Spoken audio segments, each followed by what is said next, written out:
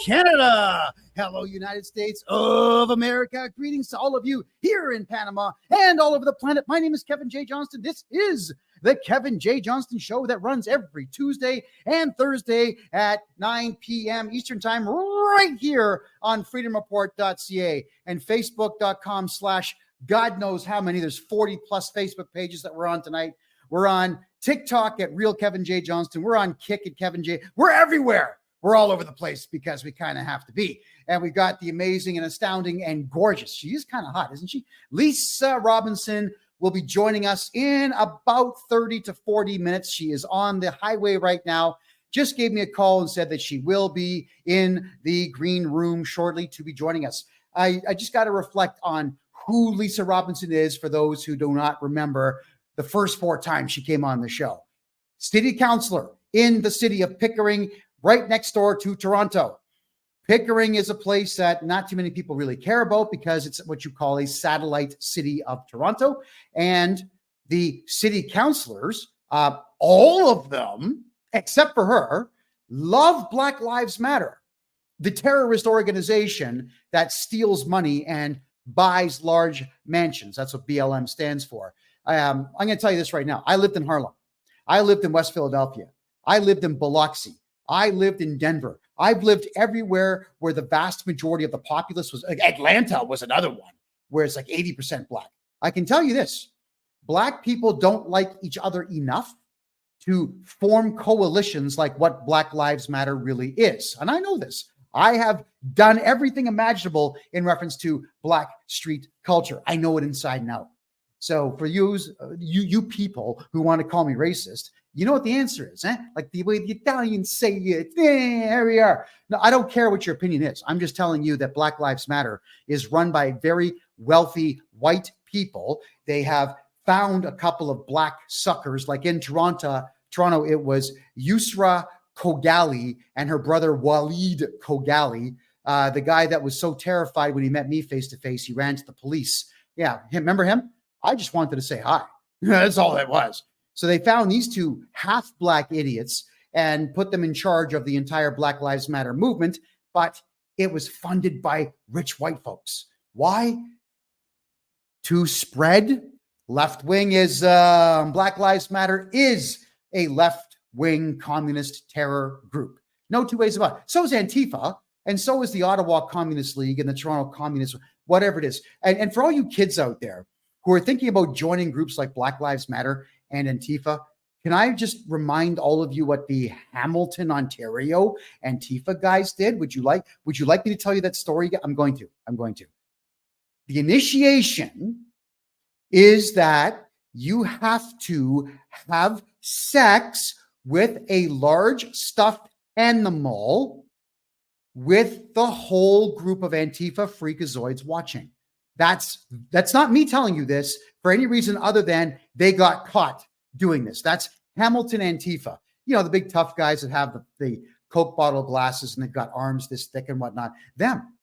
But these are all groups that are well funded by the Liberal Party of Canada and well funded by Liberal and the Democrat groups in the United States all over the Western world to cause chaos. And the police, as gutless as they are in Canada, could still do something about it, but they don't because they've been instructed to let Black Lives Matter run amok and destroy things, let Antifa run amok and destroy things, and only arrest gorgeous hunks of male like me who criticize it. Yeah. So when City Councilor Lisa Robinson indicated that she was not a fan of Black Lives Matter, even that ridiculous and pathetic TV show on the Canadian Broadcasting Corporation called This Hour Has 22 Minutes. They showed her speaking and they had some black guy, half black guy cracking jokes that weren't funny. And a whole bunch of white guys, beta cuck males sitting around him going, laughing at his non-jokes. Yeah. Let me tell you what a non-joke is, just so you get a sense of how unfunny they all are. My high school was so tough. The yearbook was shaped like a canoe. It's not funny, all right? You think you've heard a joke. They think they've told a joke, but it's not funny. And that's exactly the type of thing that the CBC was putting out in relation to Lisa Robinson. Well, Lisa has given a couple of speeches now, and we're going to bring this one up and we're going to play it. Now, it's a 24-minute speech, so I'm going to play it at 1.25 speed. The volume is low. So what you all could do watching on Rumble and on all the other platforms on PC or Mac, heaven forbid, is turn your volume up a little bit during this video. And we're going to bring Lisa on the show after this video concludes. And here we go. Personal agendas. Our bylaws are being broken repeatedly, catering to special interest groups and developers, while the voices of ordinary citizens like yours you guys hear it? are being silenced. In recent months, Pickering Council has introduced draconian, undemocratic policies that limit public participation and transparency within our beloved chambers. Delegation time limits have been slashed from 10 minutes to 5.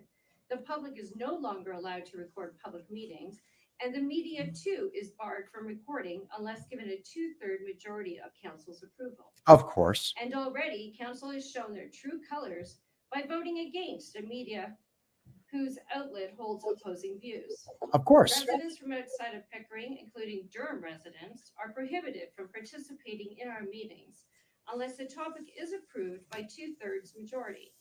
This, despite we contract with their governments as well, and the fact that 4 of our council members sit at the Durham Region Council.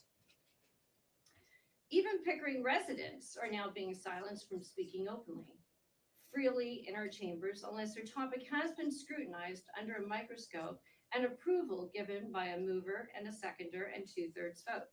Now, let's be clear. If the council doesn't want to hear what you have to say, or if they don't like your opinions, they will silence you.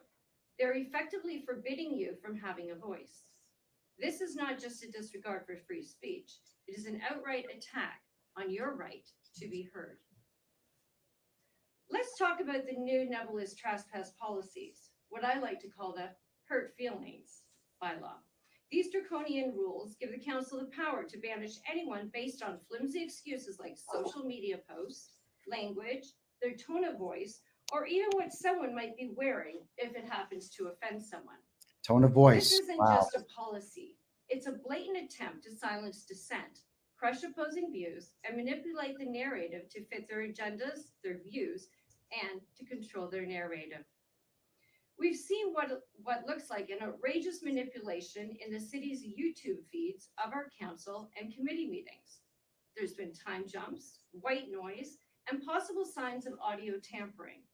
When I pushed for an independent third party to record our meetings to ensure moving forward that these recordings were accurate and transparent, since the public is no longer allowed to record, the city of Pickering flatly, outright refused.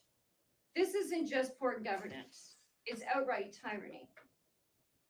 Our councils and governments are intoxicated with power. It seems to give them a perverse pleasure to divide us, to make us feel helpless, to instill fear in those who dare to hold opposing opinions. This toxic culture is ruining relationships, it's tearing families apart, and forcing people to live in constant fear of speaking their minds, their truths. This nightmare needs to end, and will only end if we, the people, rise above the nonsensical nonsense they are trying to impose on each and every one of us.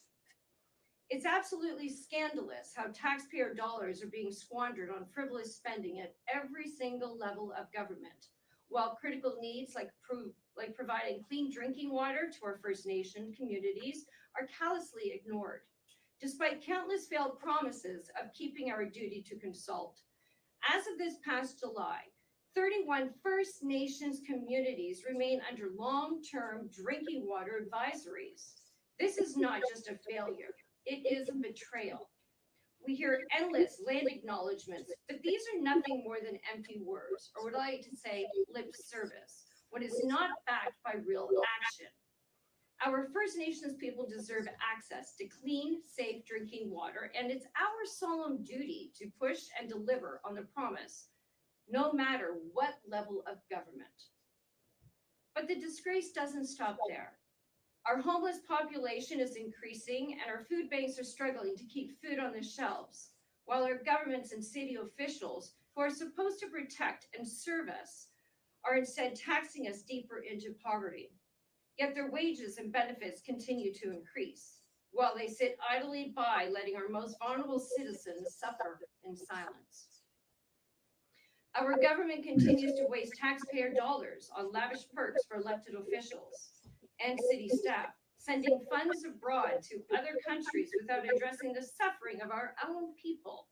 Millions of dollars are being funneled into the consultant fees and reports that are hidden from the public, and thousands of dollars are spent on politicians to attend events that serve only to benefit the politicians and the vendors who wine and dine them for future business.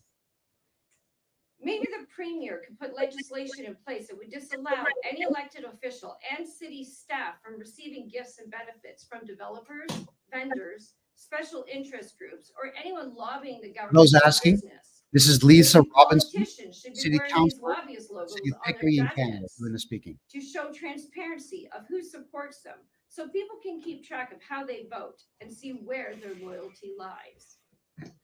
Rob Ford was a true champion of fiscal responsibility. Yes, he unafraid was. to call out the wasteful perks enjoyed by city employees. Yes, he He did. was determined to keep politicians and public servants in line, ensuring that every dollar of taxpayer money was spent wisely. This corruption must end. The city of Pickering, on top of all of their wasteful spending, is also vindictive, hateful, and they even voted to spend $200,000 of your taxpayers' dollars to fight me in a judicial review, instead of paying me $15,000 plus in lost salary that I was financially sanctioned on the recommendation by Principals Integrity for doing my job on behalf of my constituents. It's deeply troubling that integrity commissioners who hold significant power over elected officials are themselves unelected and paid by the very municipalities that they oversee. This creates an inherent conflict of interest, with their loyalty may lie more with those who sign their paychecks and with the principles of fairness and accountability. I ask, do we really need them? They have only been implemented in the last few years, yet they wield immense influence over the democratic processes. Council and the corporation of the city of Pickering and all levels of government need to remember that it's your money. It's meant to be used judicially for the common good, not for self-serving agendas. This is not just mismanagement. It's a criminal neglect of duty. In Pickering, the Integrity Commissioner has audaciously pushed for and was granted changes to our policies and procedures to ensure their integrity reports cannot be questioned from the public or anyone else. This is nothing short of a blatant effort to shield their actions from scrutiny and undermine transparency and public trust. When you realize that Principals Integrity, the firm the corporation of the city pays and relies on, is serving 65 other municipalities across Ontario, it's evident that their impartiality is severely compromised. In my personal experience, the Integrity Commissioner has proven to be untrustworthy and biased. He has repeatedly lied, failed to investigate complaints thoroughly, and refused to answer any questions from those they accuse, effectively preventing individuals from clearing their names. Let me be absolutely clear. This is a rigged system. The integrity of a process where those responsible for upholding fairness and instead serving the corporation's interests, not ours. It's fundamentally flawed. It's high time our premier steps in and enacts legislation to protect the public's interest and prevent officials from manipulating the system to shield their misconduct. We need reforms that ensure accountability and transparency, not a facade of integrity designed to protect the corrupt. In Pickering and throughout Canada, we are also witnessing a disturbing trend where the right to personal dignity is being stripped away from men, women, boys, and girls in spaces that should be safe. Bathrooms, change rooms. People are being forced to share these spaces with members of the opposite sex. Yes, leading they to are. a widespread discomfort and real psychological harm to some. Yeah, What's like even more 6-year-old troubling girls. is that only members 18 years and older at our personal recreation complex are protected to use spaces aligned with their biological sex, leaving children and those who can't afford memberships vulnerable and unprotected from these same rights. This is not just unfair. In my opinion, it's downright disgusting. We are discriminating against the most vulnerable among us. Our children and those who lack the means to protect themselves are having to beg to use biological change rooms. This is inhumane. It's absolutely absurd that these changes have only emerged since COVID. For as long as we've all existed, nobody has ever had to beg for their basic right to use their biological washroom. It's disturbing beyond belief. And anyone ever thought that this was a good idea? I just don't understand. What we are witnessing is a catastrophic lapse in common sense, leading to dangerous consequences. Globally, there have been too many tragic incidences in these spaces because these are not isolated events and they can no longer be ignored. This isn't about politics. It's about the safety and the well-being of our citizens. We must safeguard their right to personal dignity and stop sacrificing them on the altar under the guise of political correctness. I urge Premier Ford and all other members of Parliament to implement common sense legislation before it's too late. I am certain that neither Premier Ford nor any other parliamentarian want to change in spaces with children, let alone with children of the opposite sex. And if you do, then your values too will become very questionable. Our citizens absolutely deserve to be safe and our children protected, and we cannot allow this misguided policy to continue anymore. With all of the bullying, intimidation, threats, and attacks on my character, sexual harassment and psychological harassment that I have had to endure, and the corruption, the collusion, and what I consider bribery that I have witnessed, I have suggested that all members of the council be investigated for wrongdoings. Yet not a single member, not even the mayor, would second that motion. So what does that tell you? Because to me, it's very telling when those who cry the loudest about integrity refuse to have their own actions scrutinized. If they have nothing to hide, why didn't they support an investigation? This silence from council speaks volumes. We are also witnessing a troubling trend of our city catering to special interest groups at the expense of our own procedures and bylaws, principles of fairness and equality. Time and again, procedures and bylaws have been selectively enforced or outright ignored to serve the agendas of a few, rather than the common good. Rules for me, but not for thee. This selective enforcement has not only broken the trust between the government and the people, but has also eroded the rule of law in our very own city. Over the past few months, Mr. Mayor and fellow councillors have been participating in a downright dangerous game to lobby the provincial government to change the Municipal Act so they can remove a sitting elected member. This is a direct attack on democracy, where the people, not politicians, should have the power to decide who it is that actually represents them. If this change is allowed, it opens a door to unchecked abuse of power where dissenting voices can be silenced at will. It's a blatant attempt to consolidate control and eliminate opposition, turning our councils into echo chambers for all those that are in power. That's Ed Smoker's cough. It's not only happening in Pickering, but in other municipalities as well. And any elected official pushing for this should step down immediately for betraying the very democratic process that we were all elected to protect. This move isn't just undemocratic, it's authoritarian. We must fiercely oppose any effort to strip the people of their right to have a voice and to choose their leaders. Our duty is to serve. It's not to rule the people.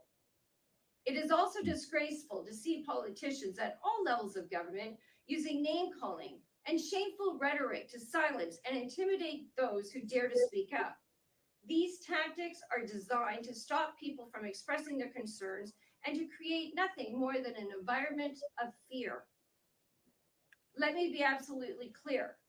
This disgraceful behavior starts at the top with Trudeau and you, Premier Ford.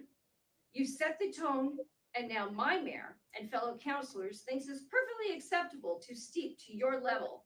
And it's no wonder that this garbage has trickled down to fake Facebook accounts and keyboard warriors who think that they can hide behind screens Yep. and hurl insults without consequences to those with opposing views within each and every one of our communities. You've all set a very shameful example. It is absolutely appalling to see my fellow politicians behave this way, spreading vile rhetoric to silence and intimidate anyone who dares to oppose them and speak their truth. This pathetic tactics are nothing but a coward's way to stifle free speech and breed fear. Only spineless cowards hide behind such childish nonsense. Real leaders engage in real conversations. We have none of those in And Canada they anymore address at all. issues with both respect and dignity and integrity. There's none of that either. Those who stoop to name calling and character assassination have no place in leadership. If politicians can't uphold the dignity of their office, then they should step down. Because this kind of toxic behavior is a stain on our democracy, and we are much better than that. Again, I have personally faced relentless bullying, intimidation, and threats from my mayor and fellow councilors, including financial sanctions, name calling, and persistent lies attacking my character, all because I am standing up for what is right, just like I am doing here today.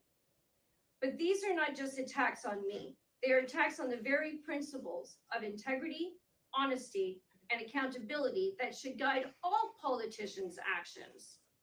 In my opinion, our municipality,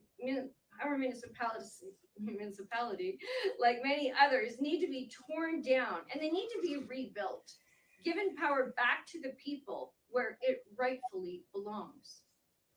And the rot doesn't stop at our city, not at our councils, our provincial or our federal governments, or even other institutions.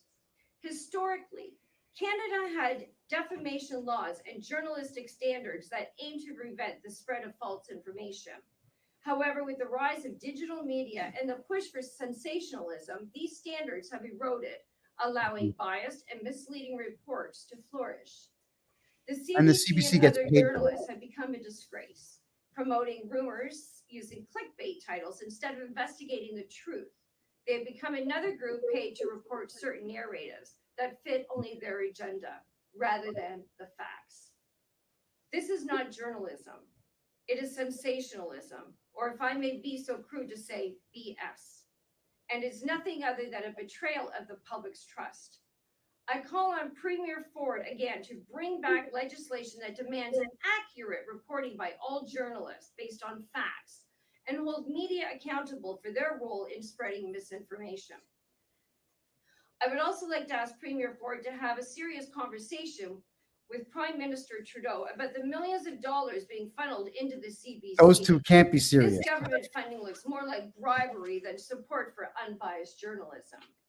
If we were truly committed to media transparency and to integrity, we need to stop propping up an organization that increasingly serves as a mouthpiece rather than a check on power.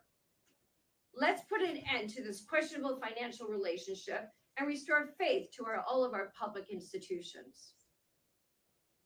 It is also disheartening to see how DEI, which we all know as diversity, equity, and inclusion, pervert initiatives stuff. which are intended to foster inclusivity, Losers.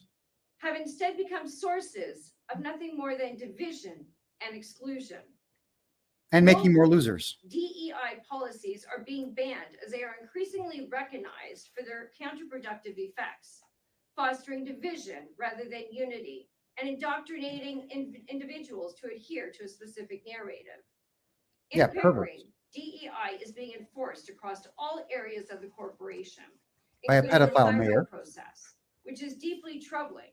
Such policies should not lead to discrimination based on skin color, religious beliefs, or sexual preferences. Yeah, who cares what you do in bed? I was the only one who Keep your voted mouth against shut. its implementation because as a leader, I recognize the importance of seeing what everyone else can see, but I can think differently, and I can question if what is being presented is universally beneficial or not. Our approach must reflect true inclusivity, promoting equality and respect for all individuals. This solution is straightforward. Treat everyone equally and fairly based on their merit and on their character, united under the red and white flag of our country, our Canadian flag. Yeah, not that We should rainbow not be shit. segregating people into groups by the color of their skin, their religious beliefs, or their sexual preferences, which are really only designed to divide us. This approach will ensure that our policies genuinely serve the common good, rather than creating new forms of exclusion. It's our duty as politicians to remain in a state of neutrality and not cause division by a hierarchy of beliefs and of chaos. This is not about being left or right. It is about what is right and what is wrong. It is about common sense for common people. The name calling we see from politicians at all levels of government used to silence and shame those who dare to speak up is absolutely disgusting.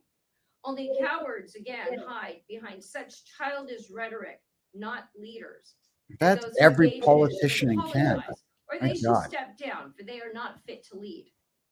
Our municipalities need to be torn down or rebuilt with integrity, transparency, and respect for all of the people that they actually serve. We must return power to where it belongs, in the hands of the people. Our children deserve to grow up free from political agendas that impose adult issues on them, especially when it comes to making life-altering decisions about their bodies. Yeah, don't cut your Do not tits allow off. children to be Yeah. pressured into choices Don't that cut your involve dick off. Don't do irreversible that. hormone blockers or surgeries that Don't can take any of that mutilate stuff. body parts.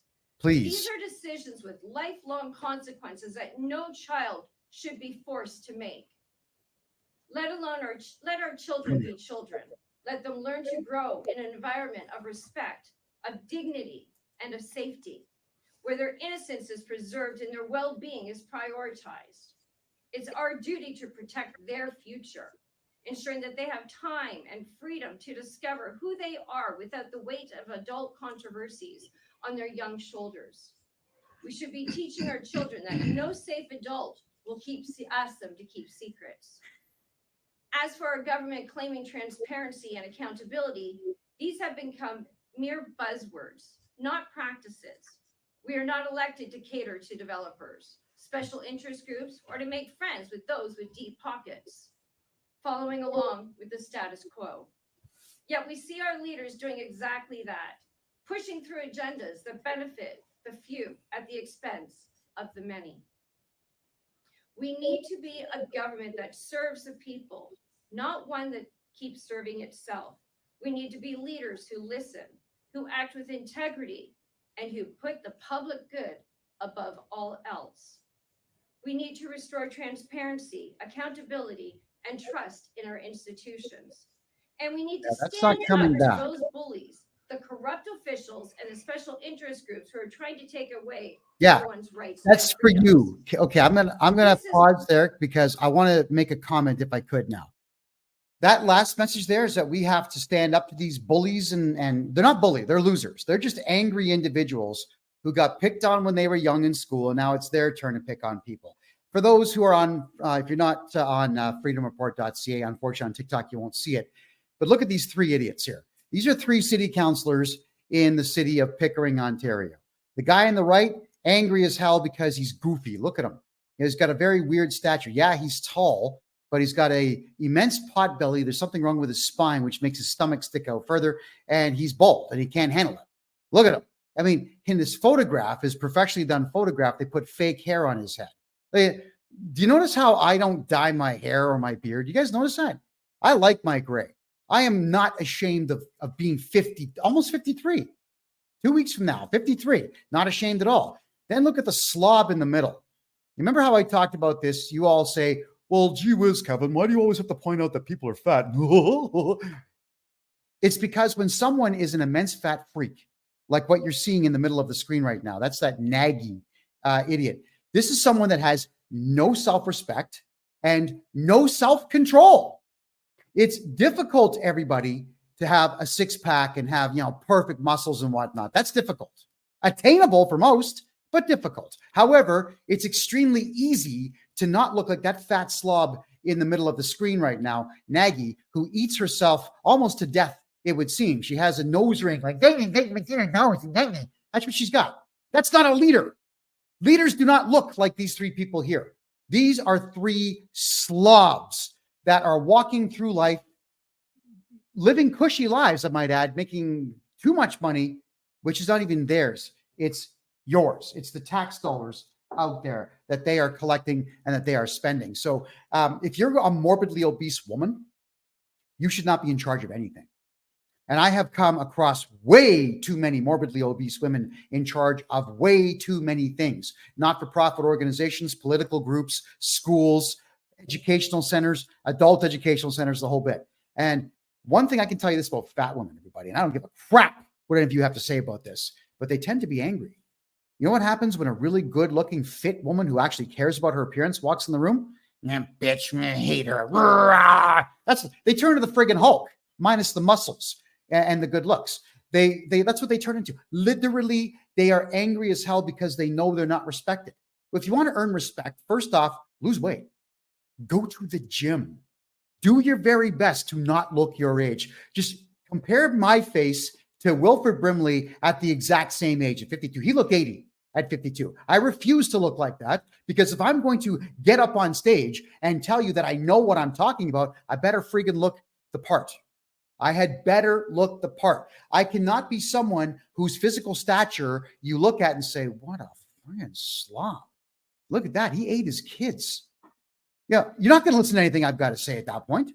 And I'm not listening to anything that Nagy has to say or that David Pickles guy, or whatever his name is. I'm not listening to anyone who presents themselves like that in a public setting. So this is not a matter of I hate fat people. This is a matter of I cannot stand laziness. And I cannot stand the fact that as Canadians and Americans, we have decided that this is okay. And I'm telling you, it's not okay. It really isn't. We need to go back to strong individuals who took care of themselves, who learned how to speak publicly, who spoke with grace, who had good manners, who cared about everything except for their salary. And that's all that modern politicians care about right now. How much power they can hold on to as weak losers and how much money they can get on the side doing it. This is Kevin Ass, everybody. This is the mayor of Pickering. He looks like he's close to my age, only a little bit. He actually looks about 70 years of age. This is not somebody who should be in charge of anything. And we're about to hear him speak publicly in a second, so you'll understand what I'm saying.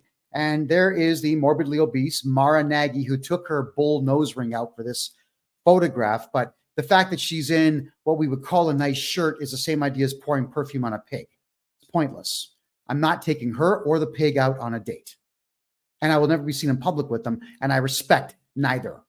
So without further ado, everybody, we have Lisa Robinson back on the Kevin J. Johnston Show. Hey, good to see you once again. Microphone. There we are. Hi, how are you tonight? It's me. It's me. You know what the answer is. Of course I do. I'm wonderful, and thank you for asking. Alrighty, so that speech you gave in Ottawa, my understanding is this. You can tell me if I'm right or wrong. Ed, that tall guy that we talk to once in a while on the show, he filmed the whole thing, and CPAC filmed the whole thing, and now we are the only ones to have ever played it publicly. Is that correct?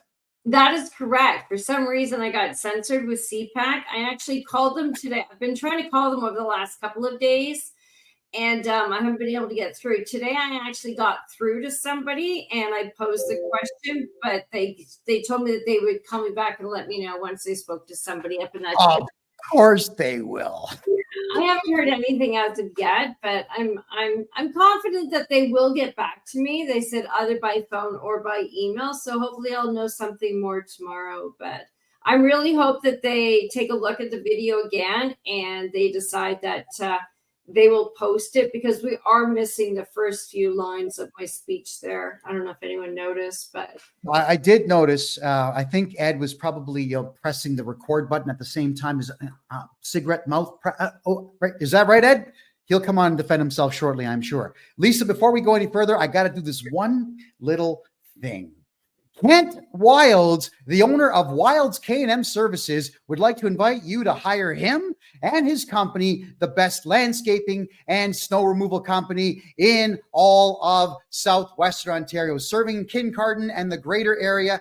Get a hold of them right now at 519-395-5500. That's right, 519-395-5500. These people are remarkable. They are sweet. They get the job done right. They get it done right the first time, completely affordable and very professional. And by the way, they're so good at what they do. They are expanding, now hiring skilled truck drivers. Get a hold of them right now. One more time. That's Wilds K&M Services at 519-395-5500. All right, Lisa, tell everybody who you are and give us just the briefest of rundowns about what's going on with you and with them. Go ahead. Well, it's definitely been a journey ever since I became a city councilor of Pickering. It's hard. People just don't like the truth. And, when I got into politics, it was like, I'm not your typical politician. I'm just somebody who really, really cares a lot and wants to get to the bottom of things. I want to make sure that the truth and I wanted to serve the people. And one more thing. Sorry, I gotta say it. And you're the only one that showers. Look at them. Sorry, I couldn't resist. Continue. Don't laugh at that. Don't you dare smile at anything I say. I'm trying not to. Honestly, I am. But oh my goodness. Yeah, but and I became a politician because I want to serve the people. I want to see, a better life for everybody, for our future generations to come. And I mean, I knew politics was a dirty game. I just didn't realize how dirty it was. And the censorship is completely, it's very disturbing what's happening in Pickering right now. And it feels like, it's almost like it's a breeding ground. And once it happens in Pickering, you're going to see it like snowball or like dominoes. And it's going to start going through all these other little towns and municipalities. And, it's spreading like a cancer. What's happening right now is what's happening. And I'm doing my best to put an end to it. So the more that I try and fight against it, the more they censor me. They know, they want to take my pay away. They constantly trying to shut me up. They're turning off my mics. They're putting in reports to the integrity commissioner. They're saying nasty things online, and anyone who supports me or believes in the same values as I do. I mean, they don't even have to support me because, there's people that don't support me, but they agree with some of the things that I say. But if they say that, then they start getting called racist, Nazis, transphobic, homophobic, because that's all they have is they got nothing else. They're jealous. I gotta ask, Lisa, why do you people care what slobs like this and like this have to say? Why do you care? What, you're going to be called racist by this? She has things hanging out of her nose made of fake gold that she buys at the dollar store. You care if she calls you? Like, what's the matter with you? Come on, Lisa, continue. No, hey, look who it is. The smoker. Hey, there he is. Eddie, hi. What's up? Hi, Ed. Sticks and stones may break my bones, but names will never hurt me. They've never heard of that, have they? Yeah. No, they haven't. That's what my mom always told me too, right? So no, I don't let the name calling get to me. It's just that, there's a lot of vile people out there, and when you have people like this spreading lies and mistruths, it does get to you sometimes. But the amount of support that I'm getting from all across Canada, it's outstanding every day. Emails, calls, messages of people saying stay strong, Lisa, you have so much more support than you even know. And it keeps me going. It keeps me honest, and it keeps me going. And like I mentioned in that speech, about Rob Ford, the way that he called out the councillors before, it's like I really valued him. And I got to clarify something though, Lisa, because we have an international audience here. Yeah. Rob Ford was the former mayor of Toronto. He was a pretty hefty guy, but he's a very jolly man, very loving, caring guy who gave everybody in the city of Toronto his home phone number, and he literally called everybody back whoever called him. He was absolutely remarkable, this guy. You guys remember he was on the Jimmy Kimmel show and whatnot. Like, he was such a sweet guy, but physically his body was very ill. So he would take a lot of drugs to kill the pain within his body. And eventually we found out that he had cancer, and he passed away. And it was the wrong Ford brother that died. His brother, Doug Ford, announced he was going to run for mayor of Toronto, and then announced he was running for premier of the province of Ontario. Did so, gained 700 pounds, and killed hundreds of thousands of Canadians with his COVID policies. I think I got it all right. Okay, Lisa, continue. Yeah, so, I really, really admired Rob Ford a great deal. And, I never got to meet him personally, but I remember when I was running in the election way back when, I was so impressed with him that I took one of my signs from Pickering and I went into Scarborough and I knocked it in the ground by myself, and I put it next to his so I could take a picture of both of our signs together, because that's how much I admired him. And then I lifted up my sign and I went back to Pickering. But because of him, what I'm planning on bringing a motion or trying to bring a notice of motion at the next meeting where, I actually want to follow his lead. And the notice of motion would be prohibiting any members of council, the CAO, any directors, any city staff, anyone who any employees, to be prohibited from accepting any gifts, benefits, or any other perks from lobbyist groups, specialty groups, vendors, and or distributors. So I'm hoping that, one of my fellow councillors will actually second that motion for me. And we'll see how it goes from there. Because like I said in my speech, a lot of these councillors, a lot of these MPs, MPPs, they should be wearing badges on their jackets saying who supports them, because you can clearly see in their votes and all the corruption that's going on, who supports them. And you know what? We need to put a stop to this. We need to bring it back where we're fighting for the people and we're doing what's right by the people. But unfortunately, it's like, a lot of these people in power, they only care about themselves. They only care about, getting reelected again. So, they get their pension, let's say, because 2 terms, you get your pension, right? That's all they care about. Like, when I first became a city councilor, they said, you know what, Lisa, don't get into anything controversial. Keep your head down, stay straight and narrow. Don't talk about anything so you get reelected. Well, I don't care about that. Obviously, I care more about the people. And I hope I will get reelected, because everyone can see I'm the only one that is. Vote for Lisa Robinson. Don't be foolish. This is the only lady fighting for our rights. Lisa, we got another video to play here, and then we have another guest to bring on who's going to do some deep analysis of all of this. So let's throw this up. Give us the brief rundown. What's going on in this video? Go ahead. Oh, this was a video on Tuesday night. So what happened was Mara Nagy, Councillor Mara Nagy there, she wants, they were bringing a motion forward so she can sit at the FCM. So she wants an appointment, and we're supposed to endorse her. Well, I wanted to say a little speech, which I can say tonight if you let me. It's very short, for reasons why I want to that I would oppose endorsing her to sit at the FCM. And I got the first couple lines out. I want to hear it. I want to hear it. Okay, you're going to tell us that. You're going to say tonight what you could not say here. Yes. But let's play what happened. This is hilarious. It is. Right. He turns my mic on and off constantly. Well, he turns it off. I keep turning it back on. The mayor. That's right. The mayor does. Okay, here we go. Yeah. Talk at all the discussion, Councillor. So if you want to speak to the motion, but don't criticize another member. I'll allow you that latitude. But I don't think you can do that. So, Mr. Mayor, you're being very biased towards me. I am being biased. Well, that is not fair. I am being biased.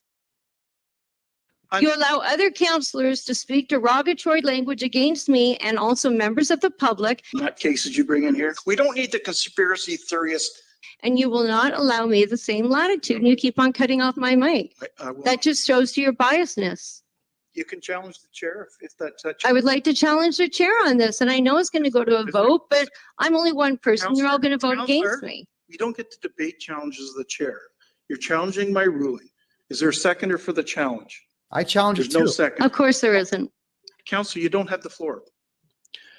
Councillor Pickles. Speaking to the motion. Yes, please. Thank you. I'll be supporting the motion. I think Councillor Nagy has grown into the role very well. Yeah, Oh, she's I'm all over growing the all right. place. Take it away, please, while I gather my brain cells, what's left of them. I just wanted to, where was it? Oh, eligible spending categories include blah, blah, blah, blah, blah, blah, blah, blah, blah, blah, blah. Do we have, or what is the do we have a definition? What is the definition? Blah, blah, blah, says Counselor Maranagi. It was very well spoken. Okay, so this is the shenanigans that goes on in city council in Pickering. And so as opposed to them discussing infrastructure, local economy, perhaps a summer festival that might bring some money into the city, the broken sewer pipe where Councillor Nagy goes and eats all, never mind. Hold on, wait. Where Councillor Nagy goes and eats all of her meals for free. They don't talk about any of that stuff. Okay, come back in. Remember, everything I say belongs to me, has nothing to do with this lady here. So, but they don't talk about these things. They're not talking about how to run the city. They're not talking about what the problems are and or the solutions are. Instead, what do? They complain about you and then tell you that you can't complain back. That's it. Yeah, that's pretty much it. I think I'm living rent-free in all of their heads right now. And I find that to be kind of amusing because like they seem to think that they were elected to, sit there and critique everything I say or do. I mean, because they're terrified of it, right? It's absolutely disgusting. And like, we are getting business done, but the thing is like, we're getting business done that should not be done. Everybody seems to be a yes nodder. It all has to do with like, group think. Nobody has any kind of critical thinking skills and nobody really wants to do their job. So for example, on that same night that this video is playing, we must have had about 19 agenda items that we had to get through. After the first 2 or 3, the other council members, Councillor Brenner, I think it was, made a motion to do a consent agenda. So what a consent agenda means, for those that don't know, that's taking all of those rest of those topics on the agenda that we haven't covered. So it'd be like, about 17 or so of them, and just pass them all without any kind of debate, conversation, or anything else. So then I'm saying, no, I want to pick out 4.2, 4.3, 4.9, 4.16, 4.17. I must have pulled 9 or 10 agenda items. And I was the only one that spoke to them because I wanted to ask questions, because we're dealing with millions and millions of dollars and everybody else. And then it's like, 6-1 vote, 6-1 vote, 6-1 vote, because they don't care. They just want to pass the motions. And as you hear in that video, it's like, oh, Mara Nagy has grown into her position quite nicely, basically. And that's because she is a yes nodder. She doesn't ask questions. She doesn't do the research, nothing. And most of them don't. They just follow along to get things done. It seems like even though we get paid to do our jobs, we don't even have to respond to the public if we don't want to. If you send me an email, there's nothing mandating me to respond to you. That is something that our other guest is going to answer to right now. Stefanos Karatopoulos, we have not seen this guy in just way too frigging long. Dude, hey, that's not your house. Did you steal a house? Oh, microphone. Dude, no way. That's Ed's old trick.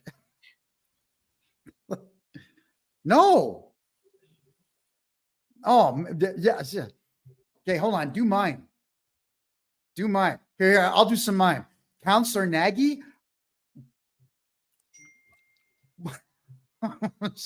I'm sorry, that's lowbrow. No, I'm not sorry one bit. Quit body shaming the girl. Actually, I'm character shaming her. Yeah.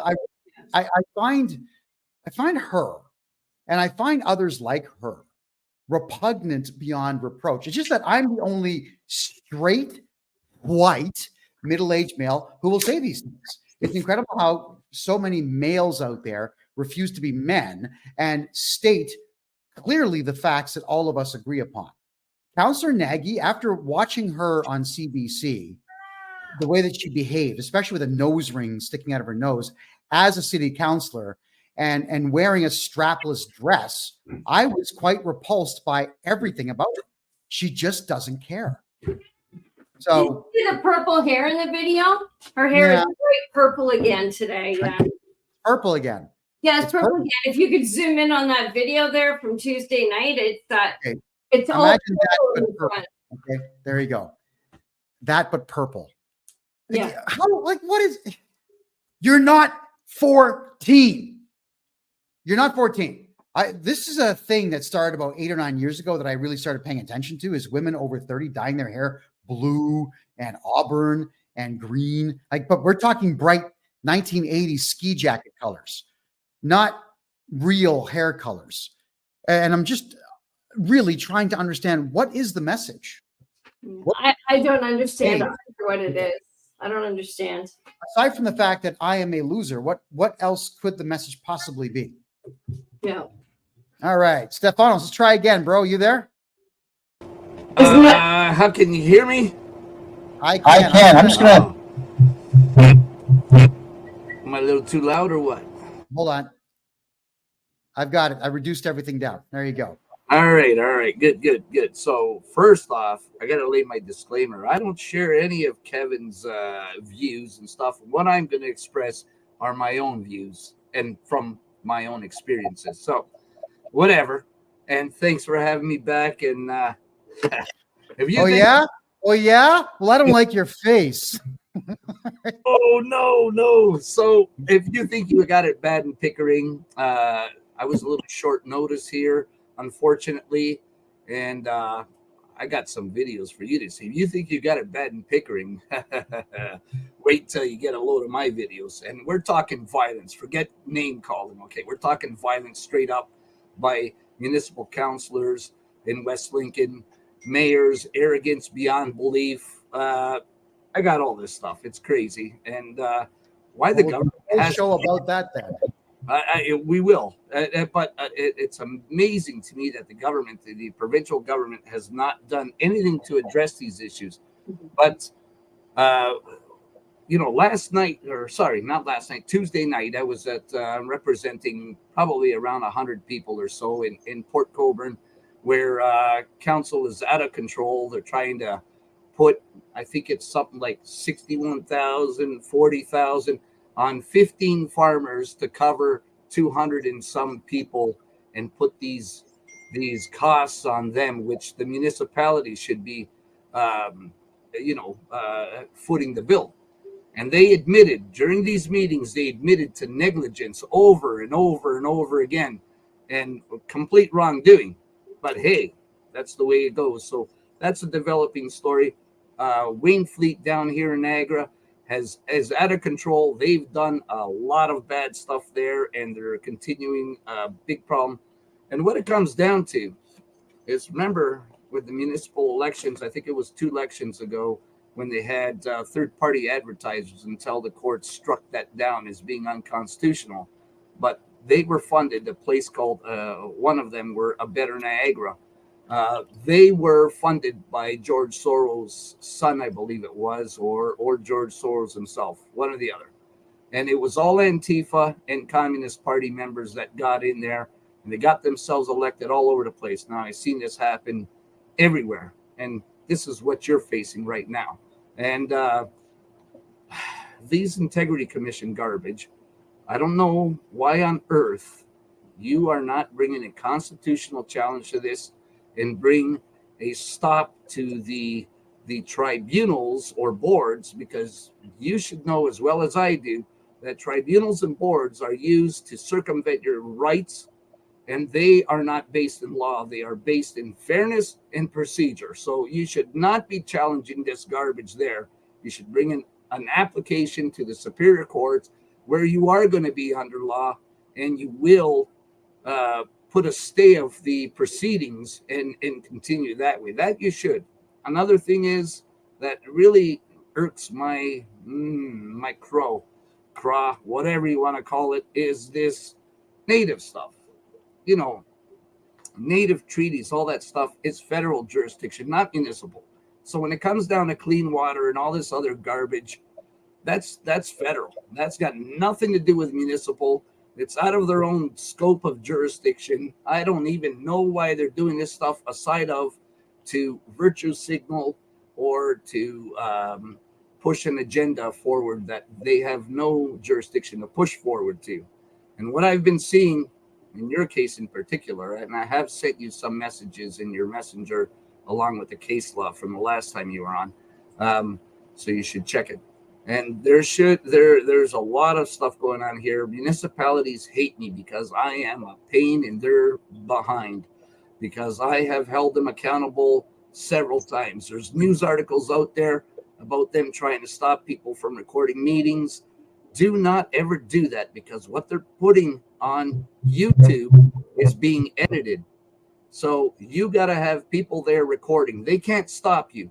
And if they call the police on you like they tried on us, the police just freaking walked away because they had already been sued for this already to begin with, and they lost. And there was constitutional declarations in it in the Niagara region against the region itself, plus the town of Fort Erie. There's all sorts of stuff going on. And when I brought it forward, when they tried to stop me from recording, I was bringing an application. And the day that I was going to actually serve them, I had written up the whole application and everything. The town of West Lincoln went miraculously made a change to the bylaw to allow everybody to record, because they know they cannot. This is public property. It's a public meeting, and you are allowed to record. They got you on camera because they got cameras in there. So you are allowed as a citizen journalist, a journalist or otherwise, and I am a journalist for the Ontario Landowners magazine. I am the reporter photographer. So, and they prevented me from recording, which that's what spurred the whole constitutional issue. I've had several newspapers, local newspapers from several different municipalities approach me for help, which I have helped them. And they thanked me, told me that what I do is extremely powerful, because that stopped the municipality from what I gave them and my help and the case law and everything else. It stopped them from trying to stop the local newspapers. Now, what's going on here, you probably already know. You don't have to say anything, so don't. I'm going to say it. Municipalities hold local newspapers hostages. They extort them, because if they put something the municipality doesn't like in their newspaper, guess what? The municipality pulls all the advertisement, and then they have nothing, and their newspapers go down, they go broke, and they lose, all this stuff. So I've been approached by several mayors for help. I've been approached by councillors for help, newspapers, you name it, all over the place, and I've helped them. I'm not going to mention their names, but if any of one of these douchebags that at Pickering like to come at me, bro. I'd love it. I'd so tear you apart in the courtroom. It wouldn't even be fun.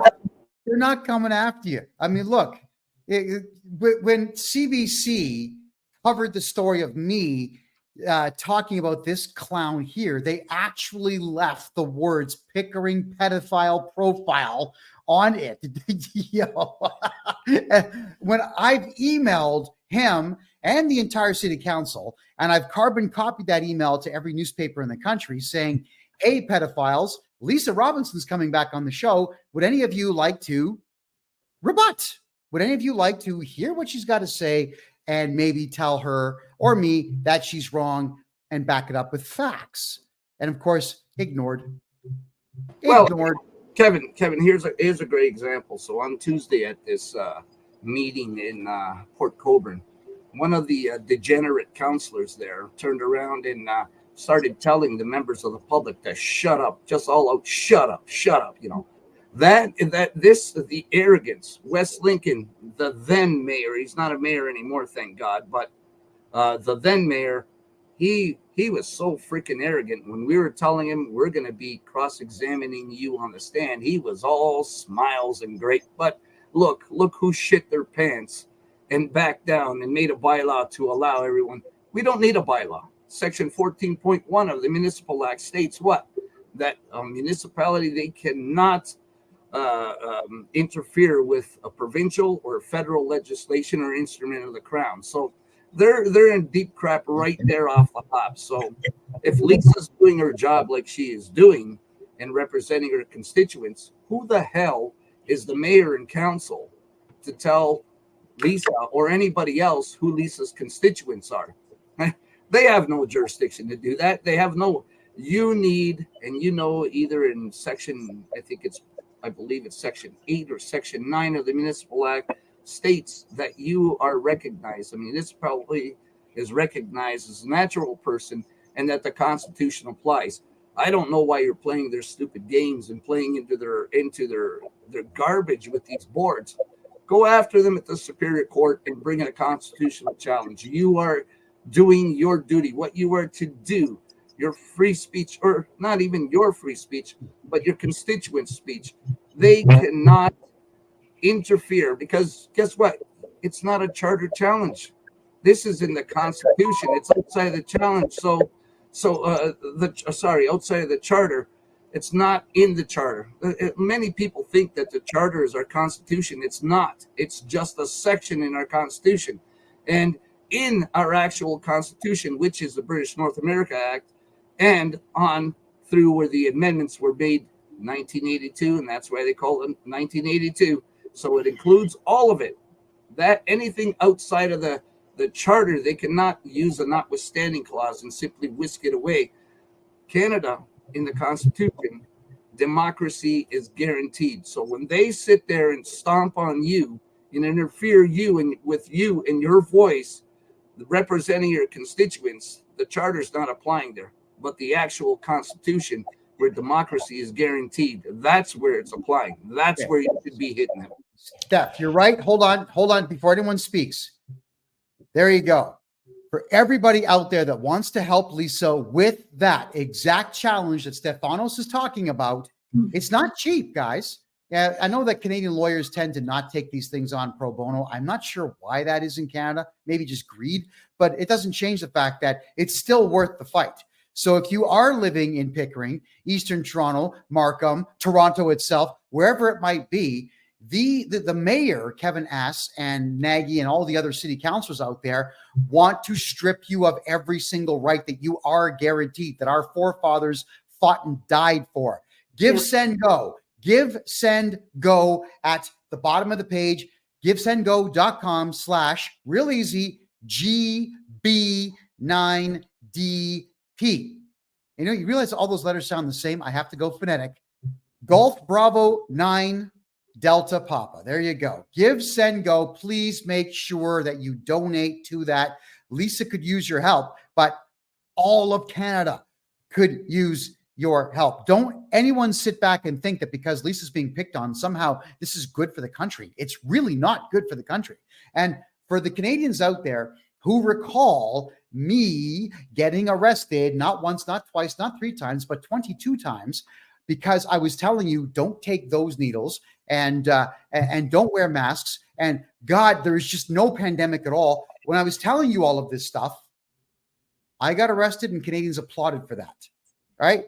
Just think through for a second here what the real message is. Lisa is fighting for freedom. Ed, me, and Stefanos back in 2021 were fighting for your lives.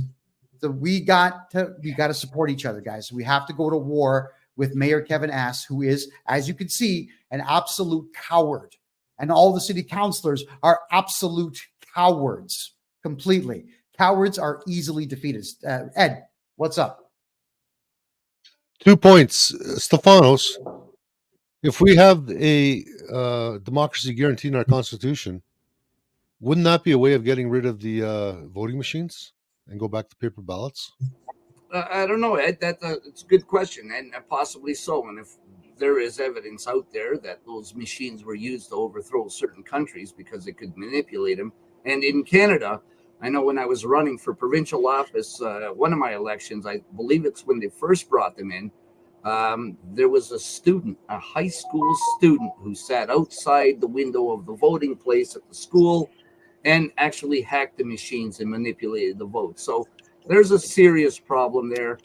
From what I know, nobody is challenging the court. This is the problem with Canada. Nobody challenges crap.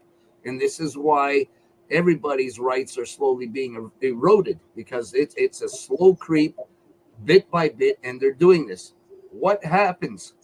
I've been fighting the UN and their agendas here in Canada, and the municipal, especially at the municipal level. This is where the most important that people need to pay attention to what's going on, because no one is paying attention to the municipal meetings. You got to show up there.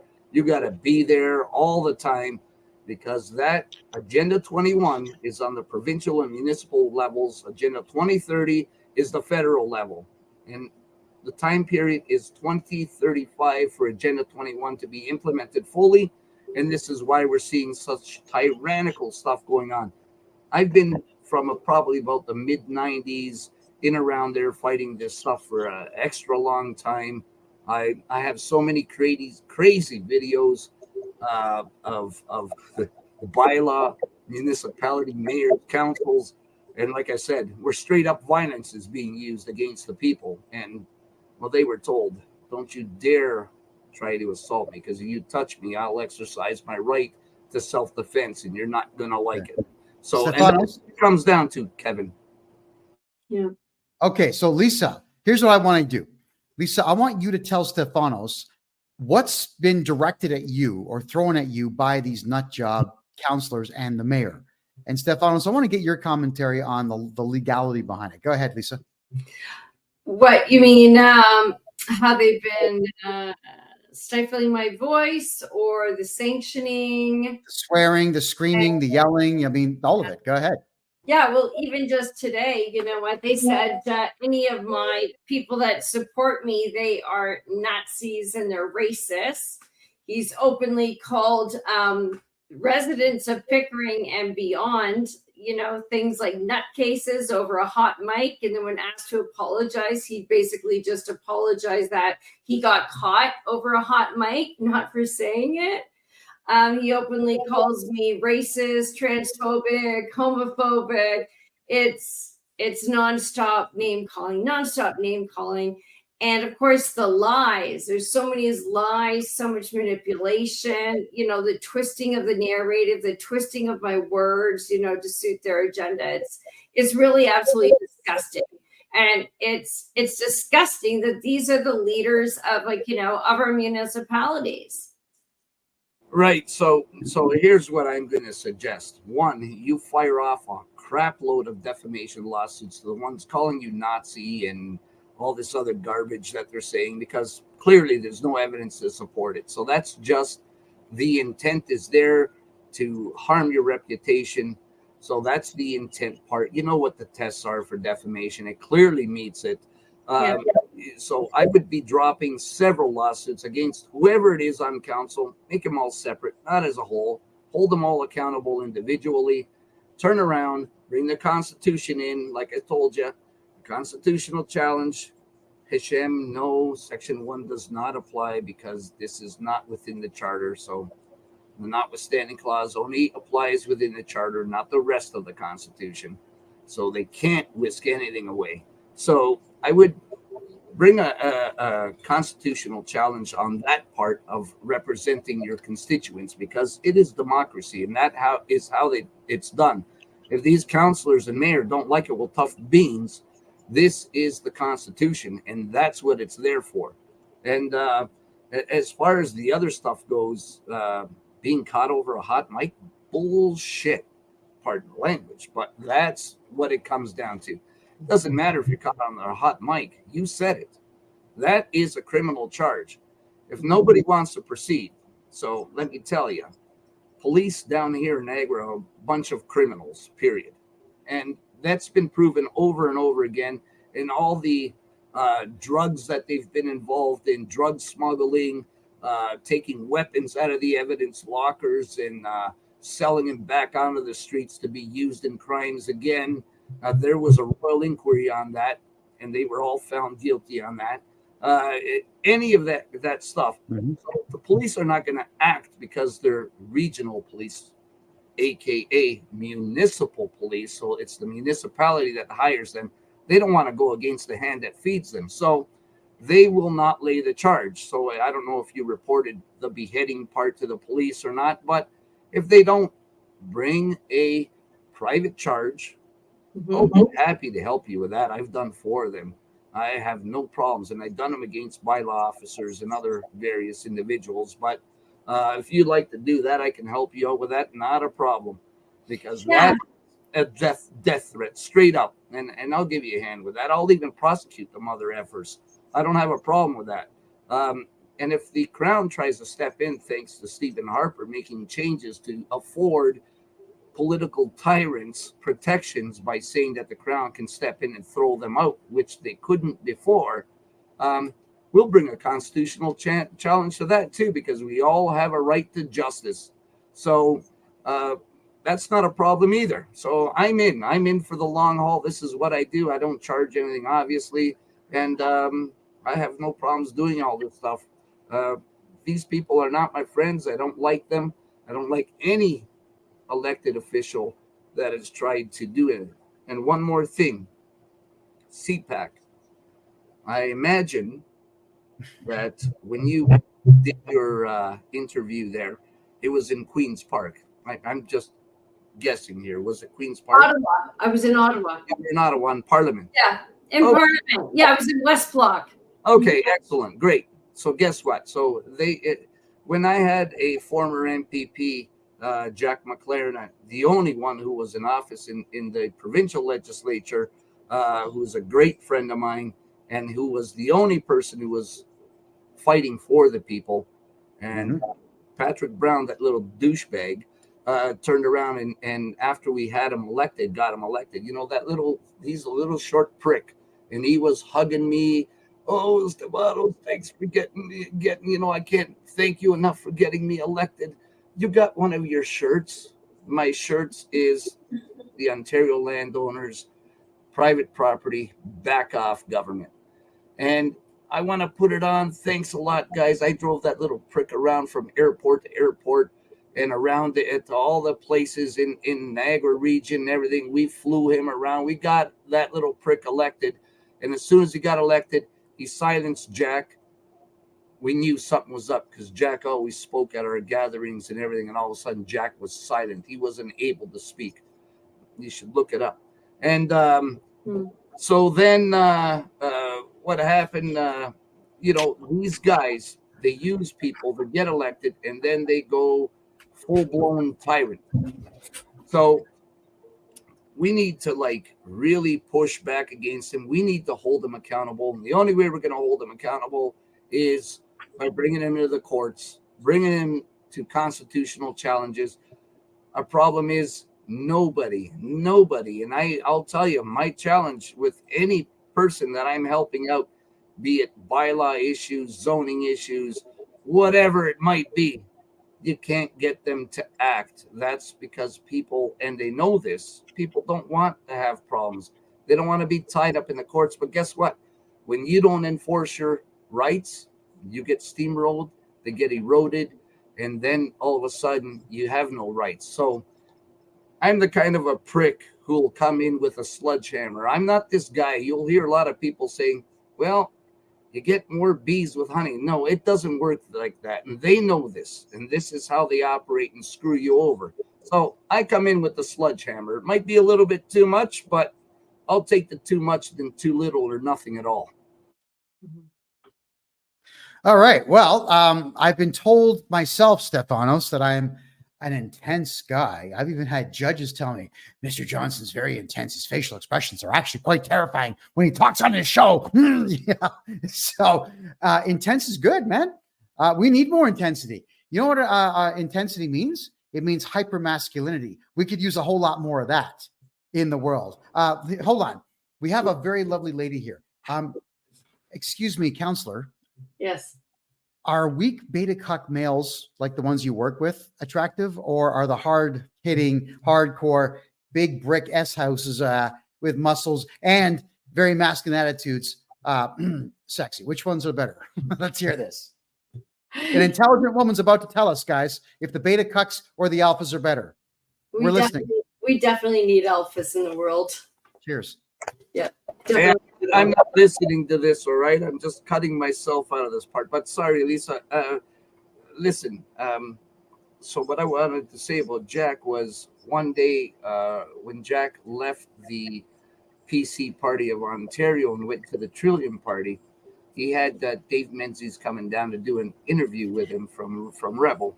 And they were texting us, telling us that Queen's Park won't let us in.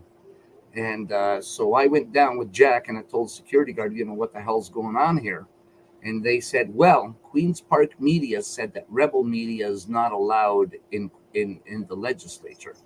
So I told her, I put her straight, I set her straight with the Constitution. She stood there for about 10 minutes and had her mouth open, didn't know what to say. And then she said, give me another 10 minutes. I'll come right back and we'll get him right in. And then Dave Menzies was allowed to come in and do that. So this is what happened to your CPAC. This is why, just speculation, but I'm going to go out on a limb and say this is why they weren't allowed to share your video you done. Actually, David Menzies was actually in our chambers a couple of months ago, just before we broke for summer recess. And again, he was recording and the security came up to him and then he had a police escort him out of our chambers. Of course. And because one of the new rules is that even if media is going to stay there and record, we have to have 2/3 votes. Well, of course, I brought the motion forward to see if my fellow councillors would allow David Menzies to stay and record our meeting. And of course, not even one person would second that as well. So that clearly just shows, what, they're afraid to have media there. They don't want anyone there that's going to be able to, sit there and tell the world, what's really happening with all these draconian measures that they have in place. It's sad. I'll tell you this. I'll be happy to come up to your chambers and record until I'm arrested because I have so much case law on this. Yeah, again, pardon the English and no insult to you, but municipalities are scum. They're the bottom feeders. They eat the garbage off the bottom. They are the lowest of the low, and they are subservient to supremacy of law. And the Constitution goes way above council chambers. You don't need a vote. You don't need anything. You're on public property. The courts, well documented, anybody can record. Doesn't matter if it's a person. Doesn't matter if it's a reporter. You're recording your meetings because you're on public property. You're on camera by them. This is already stated in the case laws, Supreme Court of Canada. So, like I said, come and arrest me. I'll come there. Come and arrest me. Please arrest me. I'll have a constitutional challenge immediately. I have no problems getting arrested. And that's the thing. Get arrested. Don't sit back and not get arrested and leave and stop recording. Now your rights have just been eroded. So you cannot do a cowardly act like that. You have to enforce your constitutional rights. And if it means to get arrested, then get freaking arrested and then bring the constitutional challenge. They will lose 100% guaranteed because of the amount of case law that's there. Kevin, you know how you just said about you being so menacing on camera or whatever they said. Fred Bracken's case, Fred Bracken versus town of Fort Erie. Fred was in there with his megaphone, shaved bald. He's a big guy. He's loud. They brought the police and arrested him because he was recording the meeting. Well, what happened? What in the case law? And what did the judge say in that case law? Fred's a big guy. He's an intimidating guy. He's a loud guy. But that's no cause to fear for your safety because that's the bullshit line they always go for. I'm feeling uncomfortable. I'm not feeling safe. That's happening in our council chambers. You're absolutely right. I'm right. Yes, that's this guy here. Yeah, Stefanos, this guy here, Kevin Mayer Ass of Pickering, is screaming at women all the time, yet he is frightened by the prospect of a little old video camera being in there. Even if it was being held by a woman. Actually, he'd probably scream louder because this guy here, he needs to get in the boxing ring with a real man. I mean, I would love a shot at this guy, but yeah, I don't want to resort to that. All right, just leave the violence part out of it. But I didn't say I was going to. I just said I want to. The point is, I'm speaking from personal experience. I have experienced this firsthand. This is, imagine that, Lisa. This is how I know, because I've faced this tyranny head on, face to face. This is not anything new. I know this. And you know what the biggest problem in municipalities is staff. Because I've had mayors come to me for help and counselors, because staff is threatening mayors and counselors that if they don't do what they are bringing forward, that they will sue them. Well, go ahead and try, because staff is only there for if council and mayor are not clear on something, they need more information, you're going to refer it back to staff to go get your stuff. They're just a bunch of gophers. They run the corporate part of it all. But the elected are the ones that represent the people, and the elected are the ones that say what goes on there. They are above staff, not staff controlling mayor and council. If staff's controlling mayor and council, the mayor and council are negligent in their action because they didn't do their due diligence. They don't answer to staff. Staff answers to mayor and council and to the people. That's why they're there. Well, that's what's happening at ours as well. Is like, staff are telling council what to do, and council is following it along. And even like, I want to bring motions forward. Now it's gotten to the point where the CAO is telling me you can't bring any motions forward unless, you let staff look at them first. I'm like, what? Are you kidding me? What is this? Oh, yeah, it's in our policy now. Oh, yeah. So they want to see our motions before we bring them forward. It's absolutely ridiculous, because I'm sorry, they are not elected officials. And I mean, I understand they have a job to do, and they probably hate that every 4 years, some of the council members change and whatnot. But they just seem to rule over us, and that's the way that it is. And they're very, very smug about it too. And now that the crazy thing is that even because like I'm speaking up so much now, I walk into the room, nobody even says hi to me. None of the directors will say good morning, Councillor Robinson, or good afternoon, Councillor Robinson. They all turn their heads the other way and they ignore me, right? As if I'm like a piece of garbage, below their foot or something. And, just that attitude alone by people like that is just like, grow up. Get the hell out of the sandbox, because you know what? You should not be in the position that you're in. If you cannot agree to disagree and have a civil conversation, say good morning, say good afternoon, respect one another, and you got to play these little games, you do not belong in a position of power. You don't. Yeah, it's not even that. Like, it even goes back to, so when you run for office, I've run for mayor and stuff. So I've run for provincial office. So I know how all this garbage works. But the thing is, when you're running municipal council, you have a councilor's guidebook. And in that councilor's guidebook, you are to read certain legislation, such as the Constitution. And it states in there that you are to read, know, and understand these pieces of legislation. And it's very clear. And I've trapped planners, I've trapped council, I've trapped mayors, and I do it at public meetings. I trap them so bad because I'll ask them flat out, have you read the Municipal Act in its entirety, or are you just cherry picking? And they'll say, no, we just went to this section. There is court ruling after court ruling that they must read the act in its entirety to see if it's tying into any other acts, which they must read into its entirety, and then go to other acts. So there is court ruling after court ruling on this stuff. And if they don't read the councilor's guidebook and they are not following what it says and simply just saying, let me collect the check, staff, tell me what to do and I'll do it.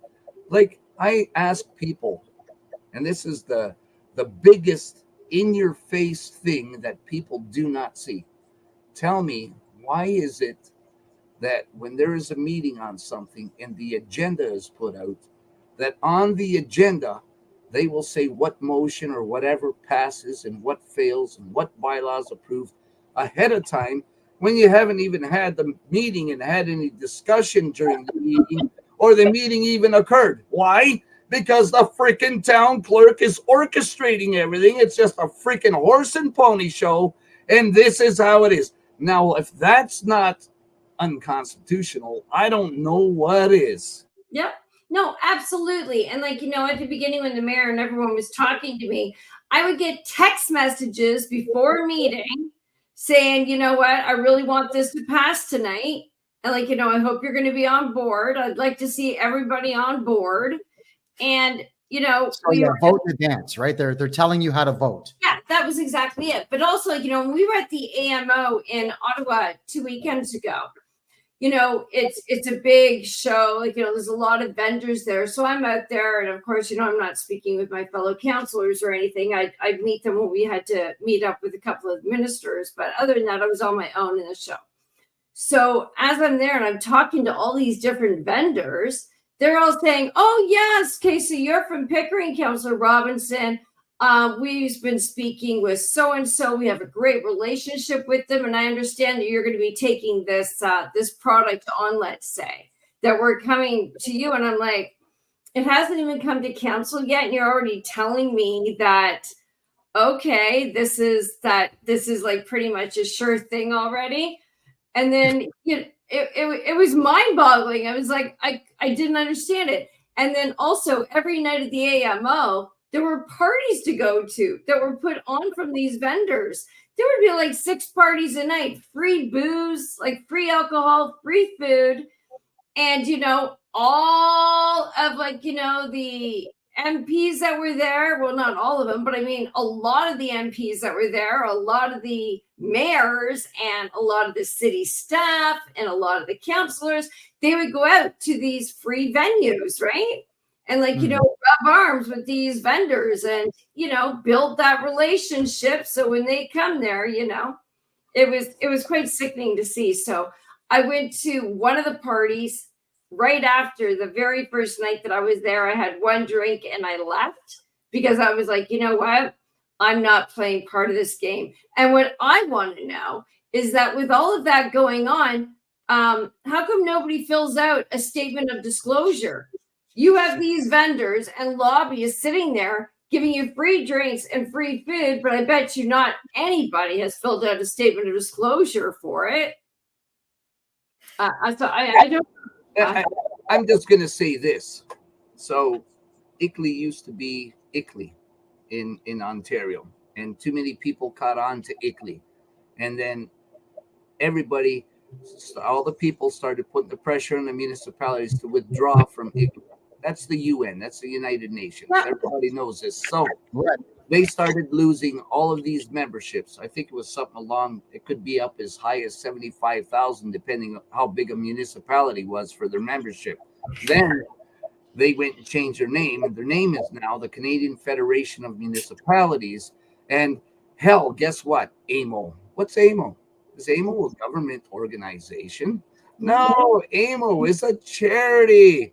It's a charity. So it's NGO. Here we go. They claim themselves they are non-governmental, but guess what? They get funded by the government, and you forgot to include MPPs in that statement. Yes, they do. Okay. All right, hold on, guys. Hold on a second here. I just got to remind everybody, if you're watching on TikTok, I need you all to share this video right now. We only have 10,300 views. We got to get to 15,000. It really helps ramp it up the algorithm. Double fingers, everyone. Just keep tapping. Get the likes going. It's free to do. We do appreciate that. And directly below Ed's face there, he'll give you all that cash in his hand if you just click the thumbs up button. Click the thumbs up button below Ed's face there, please. It does help Rumble get us to the front page. So like, share. And also, everyone, Lisa, this lovely lady here, has got a legal challenge coming up. So if you could please head over to Give, Send, Go. That's GiveSendGo.com/GB9DP. Golf Bravo 9 Delta Papa. That's it. GiveSendGo.com/GB9DP. Please get that done. Lisa could really use your help because Lisa is the only politician right now fighting for you. Oh, by the way, There's actually a couple politicians. I know a couple other municipalities that. why aren't they on this show? Derek Sloan. He promised to come on 5 times, Lisa. Derek Sloan, 5 times. And all 5 times he backed out. So where are they? You'll never see him. I know a lot of side stuff about Derek Sloan and Bernier and everything else. That's for another time. I won't say it now. But later. I'm just saying that if you want to prove that you actually are for the people, everybody, if you're a politician in Canada, come on this show. No one's more real and raw than me. That's for damn sure. They're afraid they're going to get an integrity commissioner report like I am. Stefanos. Yeah. When they say building relationships, is that how you go like this and you go here? Absolutely. You got to look, Ed, I'm a politician. If you want me to do something for you, you got to throw me a bunch of money. That's not literal, people. That's just being, semantics here. We're just screwing around. But yes, that's exactly how it works. Oh, there's about Greece. Okay, Lisa. Okay, tell us about the Greece. What's going on? Since I have been speaking out, I've actually been having employees from the city of Pickering reaching out to me and telling me a lot of the secrets that have been going on, a lot about the nepotism, a lot about past counselors that were getting, that were getting free work done on their houses and stuff by the staff, their gardens done, all kinds of juicy stuff. And a lot of people have been reaching out to me. I'm listening.